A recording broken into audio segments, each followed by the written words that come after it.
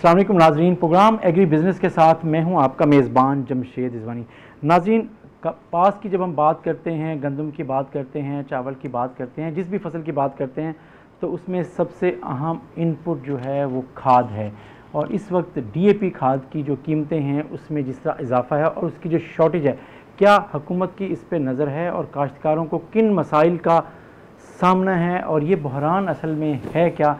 यही हमारे आज के प्रोग्राम का मौजू है। हमें स्टूडियोज़ में ज्वाइन कर रहे हैं किसान इत्तेहाद के सरबराह चौधरी मोहम्मद अनवर साहब और हमारे साथ मौजूद हैं जहांज़ेब झाला साहब जो काश्तकार हैं और ज़राई इशूज़ पे गहरी नज़र रखते हैं। और सबसे पहले चौधरी मोहम्मद अनवर साहब जो सरबराह हैं पाकिस्तान किसान इत्तेहाद के। चौधरी साहब, आप क्या समझते हैं कि काश्तकारों को किन मसाइल का सामना है, ख़ास तौर पर DAP खाद के हवाले से? बिस्मिल्लाहिर्रहमानिर्रहीम। पहले तो रोही चैनल का शुक्रिया अदा करता हूँ। जहाँ तक किसानों को DAP खाद के मसाइल का मसला है, इसमें कोई शक नहीं कि साबिक़ हुकूमत से मैंने DAP, जिसमें शहबाज शरीफ साहब मीटिंग में बैठे थे, तो DAP का रेट हमने 1400-2400 रुपये फ़ी बोरी मुकर्रर करवाया। और इमरान खान की मौजूदा हुकूमत वही DAP आज 6300-6200 रुपये फ़ी बोरी मिल रही है। इतनी महंगी DAP किसान ख़रीद के अपनी फसल में नहीं डाल सकता। हम पे ये बहुत बड़ा एहसान जताया जाता है कि देखो जी, गंदम का रेट हमने 1400 से 1800 रुपये फ़ी मन मुकर्रर कर दिया। वो गंदम 400 रुपये बढ़ी तो DAP जो है वो 2000 रुपये बढ़ा दिए। उससे 2000 से फिर उठा के 3000 रुपये, अब कीमत मौजूदा महीने में 3000 रुपये फ़ी बोरी बढ़ गई है। सिंध में गंदम का 2000 रुपये रेट था और पंजाब हुकूमत ने हमें 1800 रुपये दिया। मैं मौजूदा हुकूमत से ये पूछना चाहता हूँ कि क्या पंजाब में गंदम सस्ती तैयार होती है? क्या पंजाब में DAP सस्ती है? क्या पंजाब में बिजली सस्ती है? पंजाब वाला बिजली के बिल टूल अदा करता है, सिंध वाला बिल ही नहीं देता। उधर 2000 उसको मिला, हमें 200 रुपये की रोज़ ताज़ा सुबह सूरज तुलू होता था डकैती मार ली जाती थी रेट में। तो किसान इससे खुश नहीं है, इससे ज़राअत पे बुरे असरात पड़ेंगे। पहले मैं 6300 रुपया तैयार करूँगा, फिर जाके एक DAP ख़रीदूँगा। किसान की आज माली हालत गवर्नमेंट जो फिगर बता रही है, कहते चावल की पैदावार बढ़ गई, गंदम की पैदावार बढ़ गई और मकई की पैदावार बढ़ गई। आज भी हालात ये है कि सारा चावल बेच दिया जाए, पानी के पैसे भी नहीं पूरे होते। जनूबी पंजाब में चावल पहले काश्त नहीं होता था, कपास काश्त होती थी। कपास अर्ली काश्त होती थी, जो फरवरी मार्च में काश्त होती थी, वो अगस्त में फसल देना शुरू हो जाती थी। उसकी 4-5 चुनाइयाँ आ जाती थी, काश्तकार के घर पैसा आ जाता था। उसी पैसे से वो गंदम का बीज खरीदता था, उसी पैसे से वो DAP खरीदता था, कपास के पैसे से वो डीजल खरीदता था। आज कपास की फसल ख़त्म हो चुकी है। आज कपास किस वजह से फेल हुई, किसने फेल की, इसको दोबारा ज़िंदा कैसे किया जा सकता है, कम अज़ कम हमसे पूछ लो।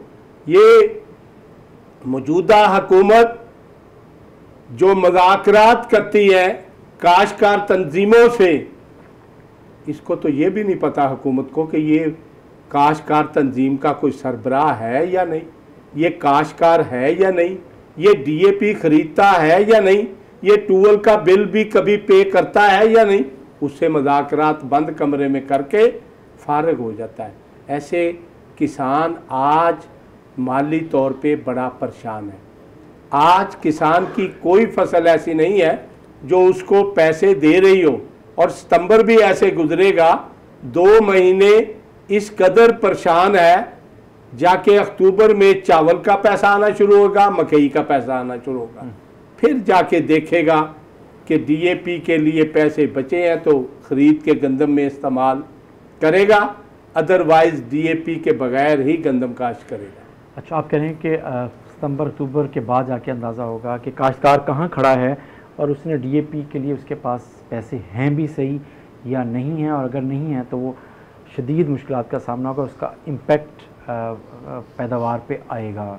जहांज़ेब दुहाला साहब, आप इस सारे मंजरनामे को कैसे देख रहे हैं खाद के? चौधरी साहब ने जो कुछ फरमाया हर्फ बहर्फ सही है, बल्कि अगर सच पूछे तो चौधरी साहब ने बहुत सारा मोहतात तरीके से गुफ्तगू करते हुए इस मसले पर रोशनी डाली है। मैं तो सीधी सी बात अच्छा, आप थोड़ी गैर मोहतात गुफ्तगू जी, गैर मोहतात कह लें, मैं सीधी ब्लंट गुफ्तगू सीधी वो सी बात है।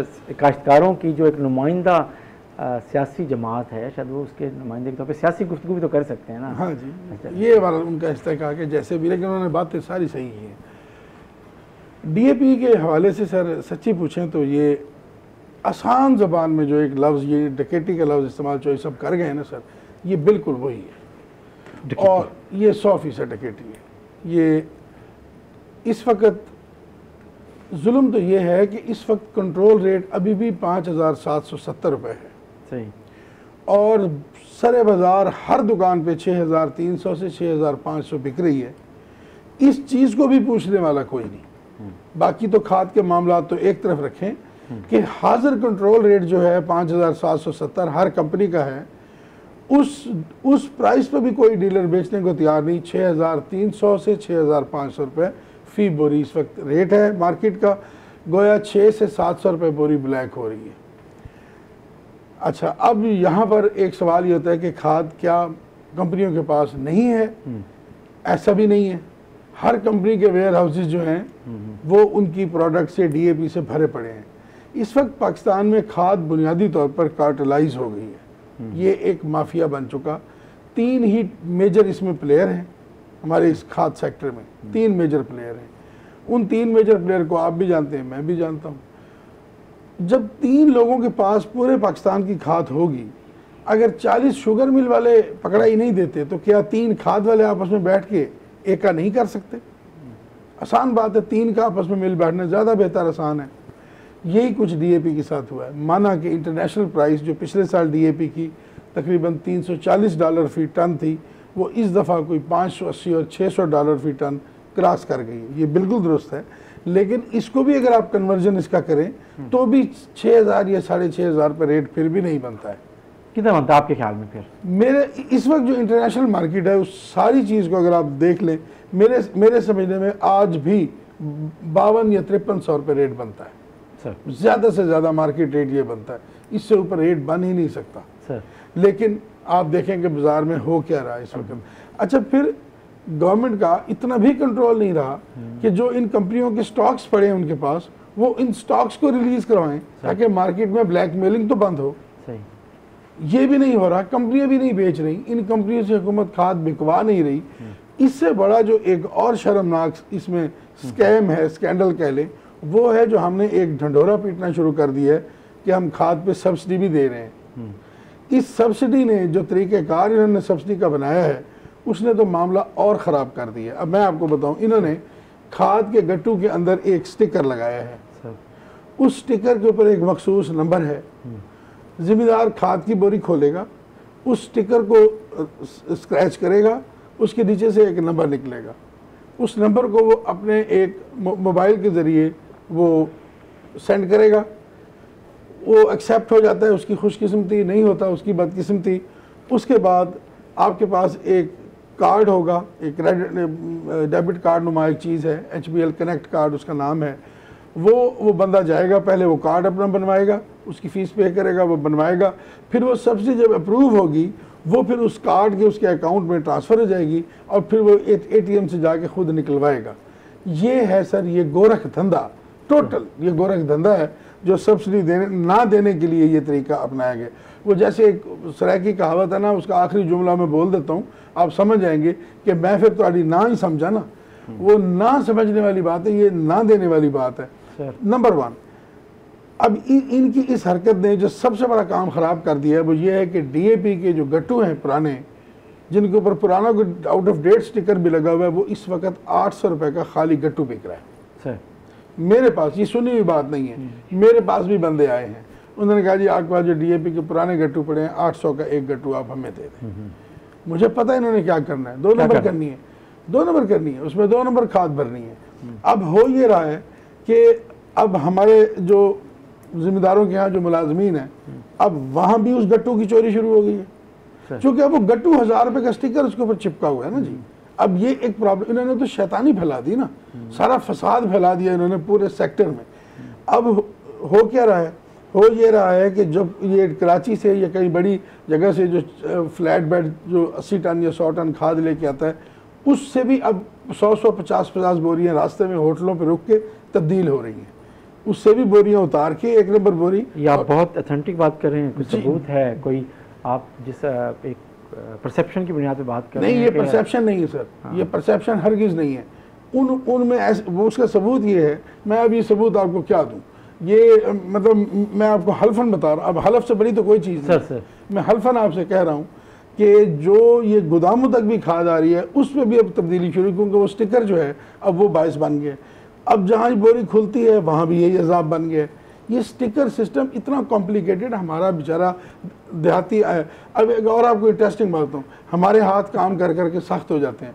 वो जो बोरी के पैसे हैं वो बायोमेट्रिक से निकलते हैं। अब वो बायोमेट्रिक करवाने जाता है, वो 2 दिन अगर उसने कस्सी से काम किया या कुल्हाड़ी से, तो उसके हाथ की लाइनें जो हैं वो थोड़ी डिस्टॉर्ट हो जाती हैं, तो वो स्कैनिंग पे उसका फिंगरप्रिंट नहीं आता। वो फिर नादरा में जाता है, वहाँ से फिंगरप्रिंट अपडेट करा के आता है, फिर जाके वो मिल जाते हैं उसको। फिर वो 1 बोरी के इस तरह वो 20, अच्छा फिर मैक्सिमम एक बंदा 20 बोरियों की सब्सिडी ले सकता है। अब मुझे ये बताएं, डीएपी क्या किचन में इस्तेमाल होती है? कि अगर डीएपी की इन्होंने 20 बोरियों की पाबंदी लगाई है, क्या खाद हमारे किसी और सेक्टर में इस्तेमाल हो सकती है? हरगिज़ नहीं। पाकिस्तान की ज़राअत में जानी है तो हर बोरी पे सब्सिडी क्यों नहीं है? सही। अब होता ही है, अब जैसे मैं हूँ, अगर मैंने 150 बोरी डीएपी उठाई है, मुझे सब्सिडी मिलेगी 20 बोरियों की। अब बाकी जो 130 बोरी है उन पर स्टिकर भी लगा हुआ है, सब कुछ है, लेकिन वो सब्सिडी में क्लेम नहीं कर सकता। ये टोटली गलत है, ये ना देने वाली। अच्छा, क्या हो रहा है और क्या नहीं होना चाहिए, इस पे बात आप करें। यहाँ हम एक छोटी सी नाज़रीन लेते हैं ब्रेक, और ब्रेक के बाद वापस आते हैं कि ये खाद की मार्केट में चल क्या रहा है, जिसकी निशानदेही जहांज़ेब धड़ेला साहब कर रही हैं। नाज़रीन ब्रेक के बाद वापस आते हैं।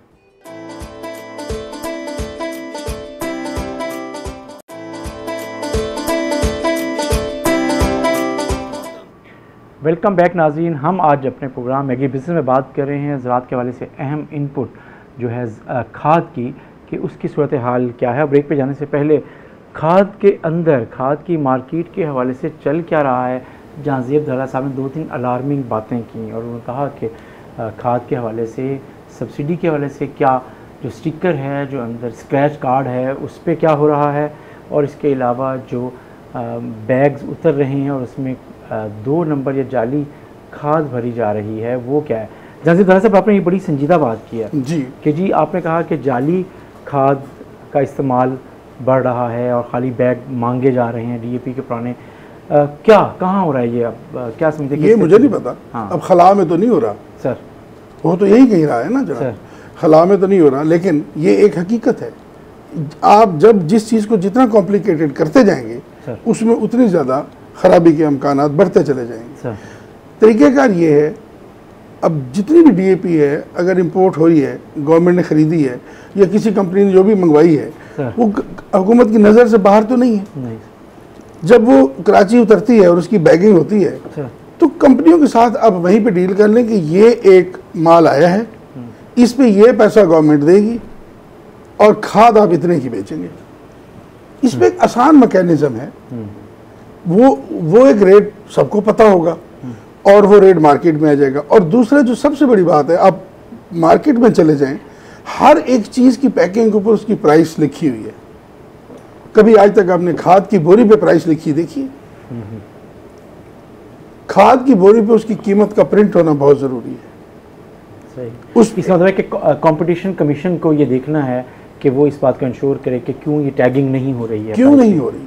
सही। और फिर ये जो उसकी सब्सिडी का इतना कॉम्प्लिकेटेड सिस्टम है, आप यकीन कीजिए ये सब्सिडी मिसयूज़ हो रही है। सही। अच्छा, आपने कहा मिसयूज़ हो रही है। चौधरी अनवर साहब से उनका जो ऑब्जर्वेशंस हैं, उनके साथियों की जो ऑब्जर्वेशंस हैं जो इनके पास आती हैं, आपके पास खाद के हवाले से क्या शिकायत हैं, आप क्या कहते हैं चौधरी साहब? गुजारिश ये है कि पाकिस्तान में 3 कंपनियां जो खाद बनाती है, एंग्रो, सोना और फातिमा, तीनों के मालकान ने अपनी सवारी के लिए जहाज खरीद रखे हैं सर। और मेरा किसान जो 2, 4, 10 बोरियां डीएपी या यूरिया की अपनी फसल के लिए खरीदता है, वो चाइना का मोटरसाइकिल भी किस्तों पे ले रहा है सर। जब इतना बड़ा फर्क आ जाएगा कि बनाने वाला जहाज पे सफर करेगा और इस्तेमाल खाद करने वाला चाइना का मोटरसाइकिल भी तरसेगा, जो हो सकता है तो जिनकी आप कभी बात ये कर रहे निजाम हो नहीं चलता। उनका वो अब सेकंड बात कर रहा हूं जो आपने खाद में जो कुछ लोग बिजनेस में आने से पहले उनके पास जहाज हो, तो आप क्या करेंगे? ये तीनों कंपनियां मैं बताता हूँ अच्छा, आपने जो सवाल किया उसी का जवाब दूंगा ना। अच्छा अच्छा, ये बताएं कि आप बात कर रहे थे, बात मुकम्मल करना है। गुजारिश ये है कि मुझसे ये पूछा जाए सर कि डीएपी की इतनी ज्यादा कीमत हो गई है सर, ये कम कैसे हो गई? जी सर। ये एसएसपी खाद को ले हैं, सारा रॉ मटेरियल एसएसपी खाद का पाकिस्तान में मिलता है और पहाड़ों से मिलता है राख, वो बना के दे दें, वो सस्ती मिलती है। सेकंड जो आपने कहा है कि इनके पास अगर पहले जहाज थे, ये फातिमा के पास तो जहाज क्या, वो एक उन्होंने लैंड क्रूजर खरीदी, वो भी सीएनजी पे खरीदी थी। अच्छा, किसके पास जहाज था? ये हमें लूट के बनाया गया जहाज। हम इल्जामात की बजाय हम आते हैं इश्यूज के ऊपर रहते हैं। वो एसएसपी खाद ले आए, इशू पे आए, तो वो सस्ती ये तो मिलती है। हुकूमत का मसला है ना, हुकूमत से आप कहें पॉलिसी बनाए, चीजें करे, एनकरेज करे चीजों को। तो हुकूमत ये प्लेटफॉर्म पे बैठे यही बात बताने आए हैं कि हुकूमत एसएसपी खाद बनाए सर। वो राख इधर मिलती है, पहाड़ों से मिलती है और डेली ट्रकों की शक्ल में जाती है सर। वो उसमें सल्फ्यूरिक एसिड डाल के एसएसपी खाद बनती है 18%।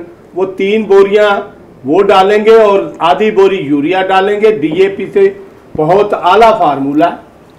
कहाँ पे इम्प्लीमेंट हो रहा है? ये पहले एसएसपी पाकिस्तान में आम मिलती थी, अब नहीं मिलती।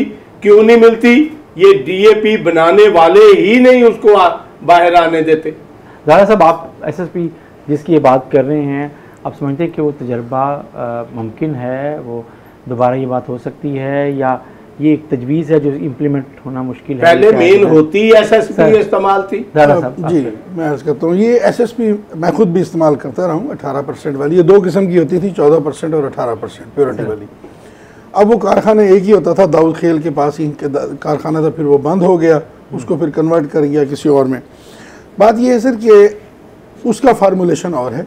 जी सर। डीएपी की फार्मूलेशन और है, मैं बात कर रहा हूं। उसकी फार्मूलेशन और है। ये हम इस तरह इतना आसान नहीं है कि हम उसको एसएसपी को हम सिंगल डीएपी का नेमुल बदल बना दें, ऐसा मुमकिन नहीं है। अलबत्ता एक टीएसपी खाद आती थी पहले, ट्रिपल सुपर फास्फेट, उसमें होती थी जो फास्फोरस, वो 46% होती थी, वो इंपोर्ट होती थी। वो डीएपी का नेमुल बदल जरूर था कि उसमें अगर आप थोड़ा सा यूरिया खुद से ऐड कर लें, चूंकि डीएपी में 9% यूरिया होता है, तो अगर वो 9% आप यूरिया ऐड कर दें तो टीएसपी को बड़े आराम से आप डीएपी के इस्तेमाल कर सकते थे। अब टीएसपी पिछले 5-6 साल से इंपोर्ट नहीं हो रही सर, और एसएसपी का जो कारखाना पाकिस्तान सिंगल सुपर का जो कारखाना था वो बंद हो गया। तो अल्टीमेटली अब आपके पास फास्फोरस के 2 ही सोर्स रह गए बाकी। एक आपके पास रह गया डीएपी, डाई अमोनिकल फास्फेट, और दूसरी रह गई नाइट्रोफॉस। 2 ही रह गई। नाइट्रोफॉस आपका सिर्फ एक ग्रुप बना रहा है, और डीएपी जो है वो तीनों ग्रुपों की है, और एक ग्रुप जो है वो डीएपी खुद भी बना रहा है, इंपोर्ट भी कर रहा है। तो ये है टोटल डीएपी की कहानी। ये इतना मुश्किल कंट्रोल बिल्कुल नहीं है, एक गिनी चुनी खाद है। इस पे गवर्नमेंट सिंपल उनके साथ बैठ के इस चीज़ को तय कर ले, सब्सिडी जो भी देनी है वो एट स्पॉट वहाँ बोरी पे दे दे। वो बोरी तो पाकिस्तान में इस्तेमाल होनी है ना, कहीं बाहर तो जानी नहीं। अब सवाल ये है, और सबसे बड़ी बात ये है कि बोरी के ऊपर प्राइस प्रिंट होनी चाहिए। अगर बोरी पे प्राइस प्रिंट होगी तो उससे ये पता चल जाएगा कि गवर्नमेंट के फलाने एग्रीमेंट के तहत ये मार्केट में आई है। अब जब गवर्नमेंट उनके साथ रेट निगोशिएट करेगी, नया रेट आएगा या महंगी होगी, तो जो नया बैग आएगा उस पर नया रेट प्रिंट होगा। तो इस तरह सब्सिडी का मिसयूज नहीं होगा। गवर्नमेंट जिस बैग पे सब्सिडी देगी उसके ऊपर वो रेट भी तो फिर प्रिंट हो जाएगा। तो अब जो यूजर है, कंज्यूमर है, वो उसी बोरी को उठाएगा और घर ले जाएगा, रेट ऊपर लिखा होगा। डीलर्स कमीशन वो कंपनी अपनी जेब से दे देगी। अल्लाह अल्लाह और खैर सल्लाह। ये है सही तरीका इस डीएपी को मार्केट करने का, इसकी सारी 2 नंबरी से बचने का, इसकी सारी इन प्रॉब्लम से बचने का। और ये कॉम्प्लिकेशन, अब आप खुद सोचिए कितना बड़ा एक सिस्टम इन्वॉल्व कर दिया इन्होंने कि स्टिकर को स्क्रैच करें, उसको मैसेज करें, फिर एक कंपनी एक इलेक्ट्रॉनिक सर्किट जो है उसको टेस्ट करे, वेरीफाई करे, अब हो गया तो फिर एक बैंक के एटीएम कार्ड में जाए, वहाँ से अब एटीएम से उसको वो अंगूठा लगा के और वो आप उसको करेंगे सारा कुछ। और फिर हर बैग के लिए अलग बायोमेट्रिक्स है। ये नहीं कि आपका कोटा अगर 20 बोरी का है तो आप एक दफ़ा करें और 20 का ले लें ना, 20 बोरी है 20 दफ़ा बायोमेट्रिक्स होगा।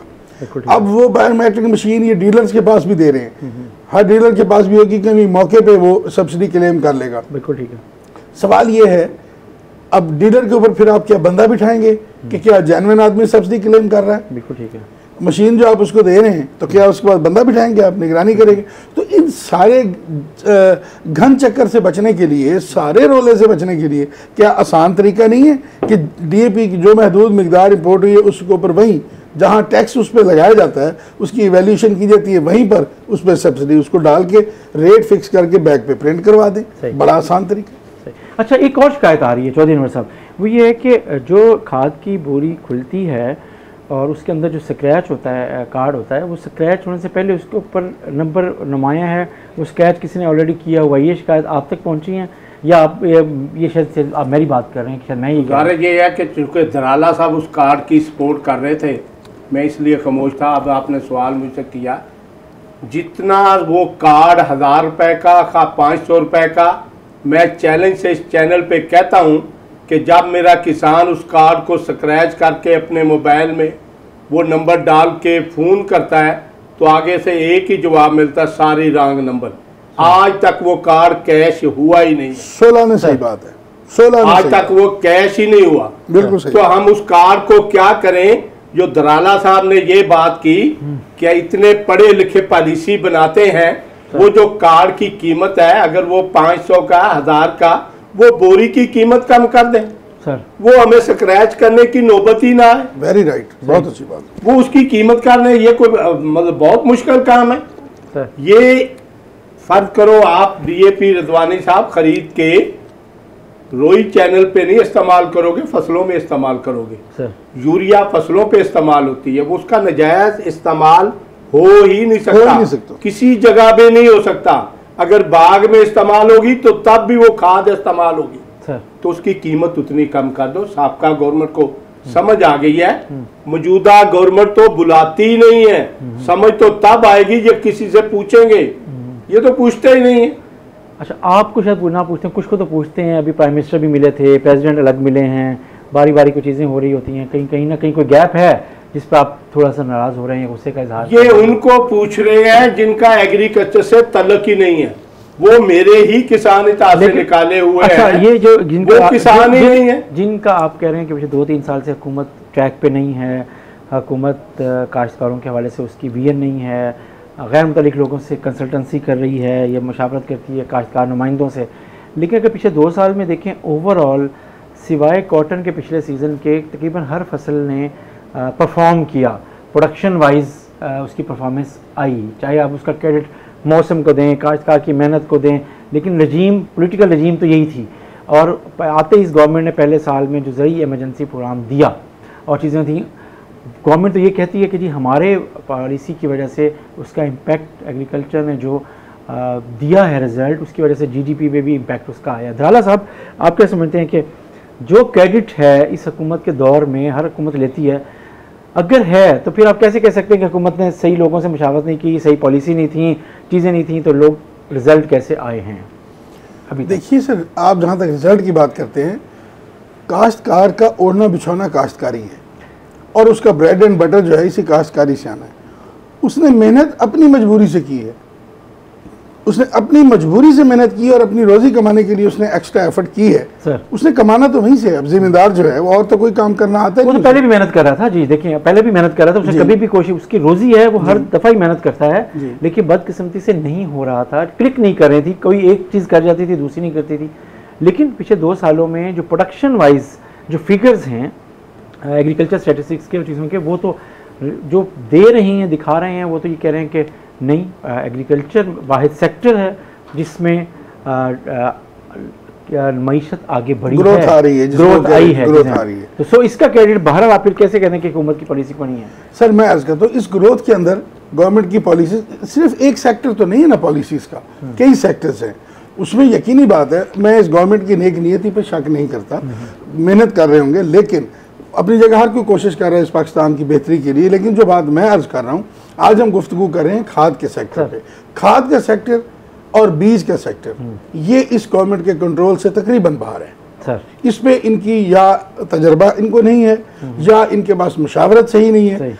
एक खाद और बीज के हवाले से ये बिल्कुल इनका कोई वो नहीं है, उसमें नाकाम है अभी तक, उसमें ये टोटली नाकाम है। आप यहीं से अंदाजा लगा लें ना खाद का, कि पिछले 2 साल में खाद ऑलमोस्ट 100% बढ़ गई है सर। 2300, देखिए आप पिछले साल 8 अगस्त को, मैं डेट बताता हूँ, मेरे पास बिल मौजूद है।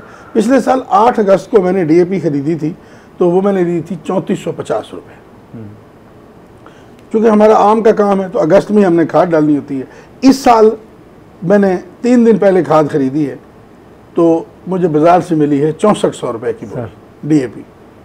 ये मैंने खुद खरीदी। दोनों मतलब है कि एग्रीकल्चर प्रोडक्शन में इजाफे का जो फ़ायदा काश्तकार को पहुंचा है, वो खाद और दूसरी चीज़ों में गवर्नमेंट के पास वापस चला गया है। अगर आप इसको इंसाफ से कैलकुलेट करें तो जो फायदा हुआ था उससे कहीं ज्यादा वापस चला गया। इस पे बात करते हैं, इंपॉर्टेंट बात है, जारी रखते हैं बात, लेकिन आज छोटा सा एक ब्रेक के बाद वापस आते हैं।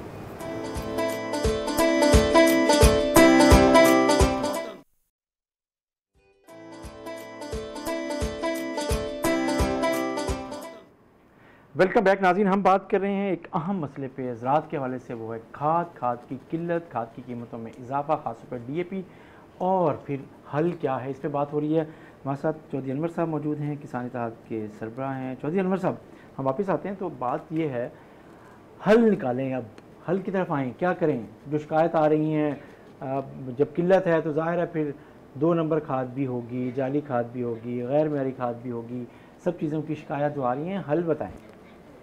देखिए जी, हल इसका कौन सा मुश्किल है? गवर्नमेंट है, गवर्नमेंट चला रही है सर। या गवर्नमेंट चेक करे, हर दुकान पे, वेयर हाउस पे जाए, एट रैंडम 10-10, 20-20 सैंपल ले, ताकि वो कुछ जरूरत ही नहीं करेगा कोई मिक्स बेचने की। जब गवर्नमेंट के बंदे खुद उनसे मिले हुए हों तो चेक कौन करेगा सर? जब गवर्नमेंट के बंदे खुद उनसे मंथली तय करके वापस आ जाएं तो मंथली देने वाले को से कौन पूछेगा कि 1 नंबर बेच रहे हो, 2 नंबर बेच रहे हो? ये डिपेंड करता, आज मुझे 4 दे दे, 10 दिन के अंदर कोई जेली खाद बेच के दिखा दे, मुझे घंटा घर फांसी पे लटका देना। आपको एक दिन का वज़ीर-ए-आला बना दें?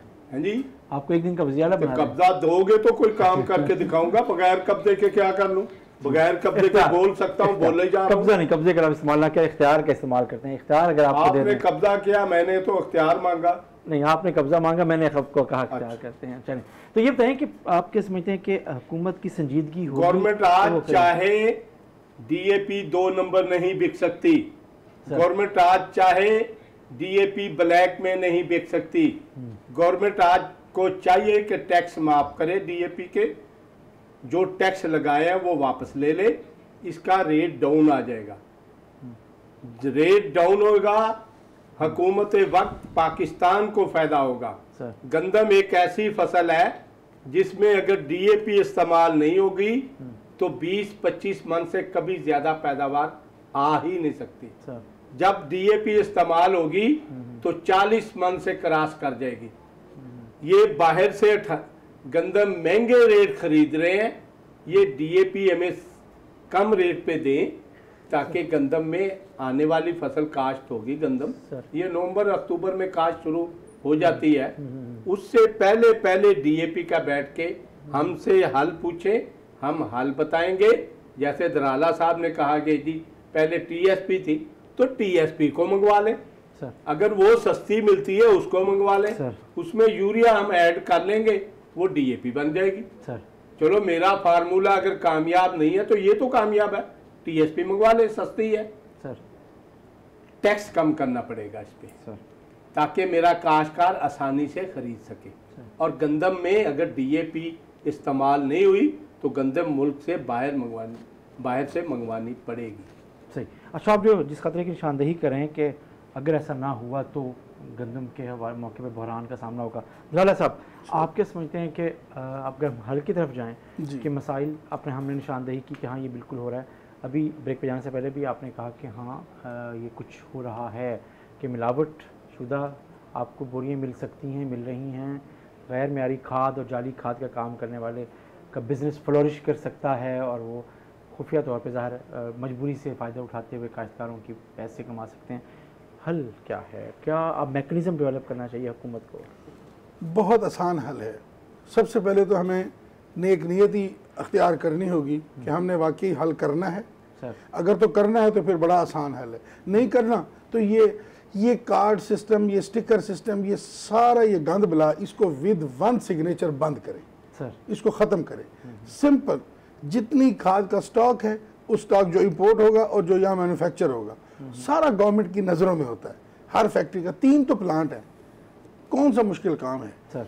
एक एक बोरी निगाह में है सर, उसके ऊपर गेट के ऊपर उसका रेट तय हो, उस पर गवर्नमेंट ने जो लेना देना है, जो सब्सिडी देनी है, जो करना है उसको वहाँ करें। मार्केट में हमें बताया जाए जी आपने इस रेट पे डीएपी लेनी है और आपको मिलेगी। उसके पीछे क्या मैकेनिज्म है वो गवर्नमेंट और पीछे रहना चाहिए। ये सारा उलझने पैदा करना, सारा नेटवर्क सिस्टम पैदा करना, बीच में कार्ड, इसमें स्टिकर, इसमें ये, जब आप ये सारा कुछ ख़त्म करेंगे। मैं एक छोटे से रेफरेंस देता हूँ, अगर आपको कुछ दिन साल पहले याद करें तो एक पेंट के हवाले से भी ये स्टिकर का एक बहुत मशहूर एक रोला था मार्केट में। दूसरी कंपनी ने इसी स्टिकर वाले पेंट का जो अंगूठा रखा तो यकीन कीजिए उन्होंने 1 साल की मेहनत के बाद पेंट वाले स्टिकर वाले उस डब्बे का मार्केट ही ख़त्म कर दी। ये एक किस्म की रिश्वत है जो कि तोड़ जिम्मेदार तक पहुंच भी नहीं रही है। ये दर हकीकत बेवकूफ़ बनाने के लिए स्टिकर लगाया गया है। सब्सिडी वही है जो गवर्नमेंट उस बैग पर at the door step of the producer उसको लगा के बैग पे रेट प्रिंट करवा दे। अच्छा, लेकिन ये तो आप ऐसे आइडियल बात कर रहे हैं, लेकिन क्या ऐसा नहीं होता कि हुकूमत ने एक अनाउंसमेंट की कि ये हम सब्सिडी दे रहे हैं अमलन, और लेकिन होता ये है कि आप पॉलिटिकल माइलेज ले लिया, मुतमईन कर दिया, कुछ पे मिलना शुरू हो गई। अगर 10 अरब की सब्सिडी है, 2-3 अरब रुपए हो गए, 6-7 अरब हुकूमत ने फिर बचा लिए, तो हुकूमत मतलब ये भी तो फाइनेंशियल मैनेजर्स ये भी तो कर रहे होंगे। बिल्कुल, इसे कहते हैं घुमाटू फिट करना। अच्छा। ये वो तरीका है कि मतलब पॉइंट स्कोरिंग भी हो जाए। जो आप बात करें उसके ऊपर तो देनी पड़ेगी और चीजें होंगी, वो तो नहीं हो सकती। वो बात ये अनाउंसमेंट ठीक है, इसलिए मैंने पहला लफ्ज कहा था ना कि देने की नीयत है तो फिर बात करें, नहीं तो फिर हम बहस ही ना करें, फजूल है। ठीक है ना जनाब, ये है आपका मैकेनिज्म। अगर इससे आप चलते हैं सर, एक हुकूमत इतना ही तो कर नहीं पा रही कि आज 5770 रुपये कंट्रोल रेट है। मैंने 4 दिन पहले भी खरीदी है, कंट्रोल रेट पे मैंने भी खरीदी है। 5770 रुपये इस वक्त डीएपी का रेट है, वो 5770 और मार्केट में 6500। इतनी सी रेट तो कायम कर नहीं पा रही है। कंट्रोल रेट को कम करना, जैसे चौधरी साहब ने फरमाया, वो तो एक और बात है। और चलो जो हाजिर रेट आपने अनाउंस किया हुआ है उसी पर तो बिकवा दो, इतनी ताकत भी नहीं इनके पास। अच्छा चलिए, मैं चौधरी अनवर साहब से बात करती हूँ। आपने कहाँ किस किस प्लेटफॉर्म पे ये बात उठाई है कि खाद की कीमतों में जो इजाफा है, जो ब्लैकमेलिंग है, जो किल्लत है, उस पर हुकूमत नोटिस ले, तवज्जो करे? आपने अब तक कहाँ किस प्लेटफॉर्म पे बात किया? आज से 10 दिन पहले 8 शहरों में हमने धरना दिया और उस धरने में मेन मुतालबा ये था कि डीएपी खाद को सस्ता किया जाए। इंतज़ामिया, जिसमें डीसी कमिश्नर लेवल पे मीटिंगें हमारी हुई, उनके नोटिस में लाए। खानेवाल में भी आपने किया? खानेवाल में भी किया, बिहाड़ी चौक रहा बड़े दिन सर। बहावलपुर में हमने सतलुज बंद किया, लेकिन इंतज़ामिया पहुंच गई और उसने कहा कि हम आपके मुतालबे मौजूदा हुकूमत साहिब इक़्तिदार तक पहुँचाते हैं। गुजारिश ये है कि जो बिजली का बिल है, ट्यूबवेल का बिल, वो 5 रुपये 35 पैसे रेट मैंने साबका हुकूमत से मुकर्रर करवाया, आज वो 15 रुपये यूनिट हो गया सर। खाद डीएपी 2400 वाली तराला साहब भी कह रहे हैं 6500 रुपये की बोरी हो गई है। ये हमने एहतजाज 10 दिन पहले रिकॉर्ड कराया, लेकिन एहतजाज रिकॉर्ड कराने के बाद अभी तक इस पे अमल दरामद सिफर हुआ। ये हुकूमत, मौजूदा हुकूमत, बादशाह लोगों की हुकूमत है। ये किसी बात सुनना ही गवारा नहीं करती। ये एक ही दुकान पे आटा 45 रुपए किलो मिल रहा है, साथ वाला थैला वो कहता है ये चक्की का आटा है, वो 70 रुपए बेच रहा। एक खूबसूरत पैकिंग वाला आटा है, वो 80 रुपए बेच रहा। वो ये एक ही दुकान पे 3 रेट आटे के हैं, कोई एक रेट तो कर लो। ये किसी जगह भी कोई कंट्रोल नहीं है। मार्केट में जो चीज जो कोई कीमत मांगता है वही उसकी कीमत है, किसान की कोई कीमत नहीं। ये किसान बेचारा इस कदर बेबस मजलूम है कि ये ना गंदम अपनी मर्जी से बेच सकता है, ना गन्ना अब अपनी मर्जी से बेच सकता है। जो भी गन्ना डिस्ट्रिक्ट में पाबंदी है कि इस डिस्ट्रिक्ट से बाहर गन्ना आप बेच ही नहीं सकते। सही। क्यों भाई, हमारी क्या कसूर हमने किया? अगर एक मोची जो सबसे कमजोर होता है वो देहात में बैठा जूता बना रहा है, उसकी कीमत खुद मुकर्रर करता है, वो मेरा किसान तो छोले का रेट भी नहीं मुकर्रर कर सकता, चावल का रेट मुकर्रर नहीं कर सकता, गंदम का रेट नहीं मुकर्रर कर सकता। हमसे कम से कम साबका हुकूमत मशावरत करती थी, रेट मुकर्रर करते थे। ये तो मशावरत करना जुर्म समझते या गुनाह समझते हैं। सर हमसे पूछें कि भाई हमें किस चीज़ पे ये गंदम की कास्ट पड़ती है, तो हमारा माकूल मुनाफा रख के उसकी कीमत बना ले। सही। ये पहले जो मेरी वजीर आला बुजदार साहब से मीटिंग कराई गई, उसमें मैंने 2 इशू उठाए। सर पहला इशू ये कि गन्ने का रेट 300 रुपए नहीं हम मांगते, हम कहते हैं कि 250 रुपए मन मुकर्रर किया जाए सर, और गंदम का रेट 2000 रुपए मन मुकर्रर किया जाए। और ये मैंने नहीं कहा, स्पीकर पंजाब असेंबली परवेज इलाही ने भी कहा कि 2000 रुपए मन गंदम का रेट होना चाहिए। सर तो उस मीटिंग में कहा कि गंदम का रेट 1650 रुपए चौधरी अनवर मुकर्रर करवाओ।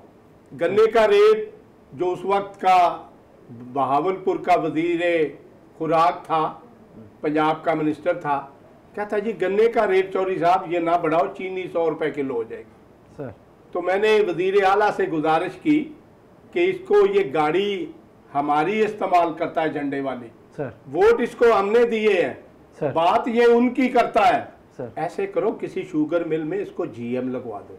सर तो क्या हमसे 200 रुपए गन्ना लेके आज मार्केट में 300 रुपए के हिसाब से 100 रुपए किलो चीनी बिक रही है, 100 से कहीं ज्यादा बिक रही है। मेरा काश्तकार जो सारा साल गन्ना खाद पानी लगा के उसको 200 रुपए मिला, सही, और जो चीनी बनाने वाला वो 100 रुपए उसको मिल गए, बिल्कुल सही। क्या चीनी सस्ती हो गई? सही। क्या आटा सस्ता हो गया? सही। हमें नहीं कहते रेट ना बढ़ाओ, हमें कहते रेट ना गंदम का बढ़ाओ, ना गन्ने का बढ़ाओ, ना चावल का बढ़ाओ। क्या 150 से कम चावल मार्केट में आला क्वालिटी का मिल रहा है? सर क्या 150 से हमें पैसे दे रहे हैं चावल के? सही से। अच्छा, सब की वजह ज़ाहिर है कि इनपुट्स की में इजाफा है कीमतों में। अगर सिर्फ आप वापस समअप करते हैं धराड़ा साहब, आपको क्या लगता है खाद की कीमतों में कोई कमी हो सकती है, या आपको खतरा है कि खाद की कीमतें फिर बढ़ेंगी, अभी और भी बढ़ेंगी? जी, इस वक्त डीएपी की जी मैं डीएपी की बात कर रहा हूँ। डीएपी की जो प्राइस है वो जितनी इस वक्त 5770 रुपए है कंट्रोल रेट, ये गवर्नमेंट इसी पर अगर बिकवा देना तो मैं समझता हूँ ये हम इसको दोनों हाथों से सलूट करेंगे और इनको पब्लिक बहुत अप्रिशिएट करेगी। उसकी वजह ये है, मैं टेक्निकल बता रहा हूँ, कि मार्केट में जो डीएपी का जो इंटरनेशनल मार्केट में रेट आज से सिर्फ 10 दिन पहले $610 फी टन था, वो कल $640 फी टन हो गया है। और डॉलर का रेट जो पिछले आपने देखा होगा महीने भर में 154 से दोबारा 164 165 रुपए पे डॉलर भी चला गया है। अब साफ बात है ये डाई एमोनिकल फॉस्फेट सारी की सारी इंपोर्टेड है। अब जब इसकी इंपोर्ट आ रही है तो इस पे दोनों असर पड़ेंगे। इंटरनेशनल मार्केट भी $40 और बढ़ गई है और साथ में आपका $14 भी महंगा हो रहा है। ये दोनों इम्पैक्ट जब पड़ेंगे तो अल्टीमेटली ये इंपोर्ट जो करने वाले हैं उनको at the door step of Pakistan शायद ये 7000 रुपए की ना पड़ जाए, तो फिर डेफिनेटली वो अपना मार्जिन डाल के इसको 7000 या 7500 तक इसको कर सकते हैं। जो मैं इस वक्त फोर्सी कर रहा हूँ डीएपी का रेट, अगर इस वक्त गवर्नमेंट ने इसमें राइट टाइम इस वक्त स्टेप इन अगर ना किया और अपनी अथॉरिटी ना दिखाई तो ये डीएपी अगले चंद दिनों में 7000 से क्रॉस भी हो सकती है। आप कहते क्रॉस हो सकती है? जी, मुझे जो खतरा है वो लग रहा है। आपको क्या लगता है चौधरी साहब? देखिए जी, जो धराड़ा साहब ने बात की है, इस मुल्क में मौजूदा हुकूमत के दौर में कुछ भी हो सकता है। ये 7000 क्या, ये 8000 भी बेचेंगे तो हमें लेनी पड़ेगी, खा आधी बोरी डालें। ये जो डॉलर की प्राइस अप हो रही है, इंटरनेशनल प्राइस अप हो रही है, इसका हल ये है कि ये टीएसपी मंगवा लें, और वो मुल्क में अगर सस्ती प्रोवाइड कर दें ताकि गंदम की पैदावार आला आ जाए, मुल्क में गंदम की शार्टेज ना हो और मौजूदा हुकूमत को गंदम बाहर से ना मंगवानी पड़े। ये एक दो काम कर दें, एक हमें खाद सस्ती दे दें, एक ट्यूबवेल का बिजली जो है पानी पर यूनिट रेट वो सस्ता दे दें और क्वालिटी का बीज दे दें, जितनी दिल चाहे उतनी पैदावार हमसे ले लें। क्या बात है, आप बताइएगा धार साहब। मैं मुख्तसर लास्ट कमेंट आपका जी क्या है? बिल्कुल मुख्तसर आज ये कर रहा हूँ कि एक आम मुहावरा है कि जहाँ भी स्टार्च होगा वहाँ डीएपी चाहिए और जहाँ मिठास होगी वहाँ पोटाश चाहिए। इस वक्त बदनसीबी से सल्फेट ऑफ पोटाश एसओपी जिसे कहते हैं वो अवेलेबल ही नहीं है। इवन मार्केट तो छोड़ें, कंपनियों के वेयर हाउस में भी नहीं है। और आप देखिए आगे आलू की काश्त सर पे है और पोटाश के बगैर होनी नहीं है। डीएपी की सूरत हाल हमने बहुत ज़्यादा डिस्कस कर ली है। अगर ये जैसे इमरान खान साहब का विजन है कि आपने देखा कि घर बनाने की जो सेक्टर है, हाउस बिल्डिंग सेक्टर, उन्होंने उसको इनिशिएट किया ना, और वो खुद फरमाते हैं कि 44 लोग इससे रोजगार से वाबस्ता हैं कि अगर एक घर बनाना शुरू हो जाए तो 44 किस्म के बिजनेस मूवमेंट्स सब सेक्टर्स पे वो होता है। इसी तरह अगर ये डीएपी सस्ती कर दें और जिम्मेदार को सिर्फ खाद सस्ती दे दें तो जिम्मेदार कम से कम इनको 50 सेक्टर्स ऐसे हैं जिनको मोबिलाइज कर देगा और इकॉनमी के अंदर एक पहिया चल पड़ेगा। सिर्फ एक खाद सस्ती करने से ये सारे इलेक्ट्रॉनिक ये घन चक्कर खत्म करवाएं, ये कार्ड वार्ड स्क्रैच, ये एटीएम कार्ड, ये वो, ये अंगूठे शंगूठे लगाने, ये सारी ड्रामाबाजी है। इसको बंद करें। सीधे लफ्जों की बात है, देने वाली नीयत है तो फिर सीधी तरह दो, फिर ऐसा जो ना ए काम ना करो, घुमाटू ना फिट करो। बहुत शुक्रिया जहांज़ेब दारा साहब, आपने हमें ज्वाइन किया। चौधरी अनवर साहब, आपका बहुत शुक्रिया, आपने हमें ज्वाइन किया। और जो इस डिस्कशन में एक अहम बात हुई वो ये कि हुकूमत को डीएपी खाद की कीमतों पर इस वक्त मुदाखलत की शदीद ज़रूरत है। अगर वो हुकूमत ये कर सकती है तो खाद की कीमतों को कंट्रोल में रखा जा सकता है, वरना इस बात का खदशा मौजूद है कि आने वाले दिनों में खाद की कीमतें, ख़ासतौर पर डीएपी खाद की कीमतों में इजाफ़ा हो, जिससे कि काश्तकार की लागत में इजाफ़ा होगा और आने वाली फसलें जो है ख़ासतौर पर गंदम की काश्त बुरी तरीके से मुतासिर हो सकती है। इसके साथ ही नाज़रीन, अपने मेज़बान जमशेद रिजवानी को इजाज़त दीजिए। अल्लाह हाफ़िज़।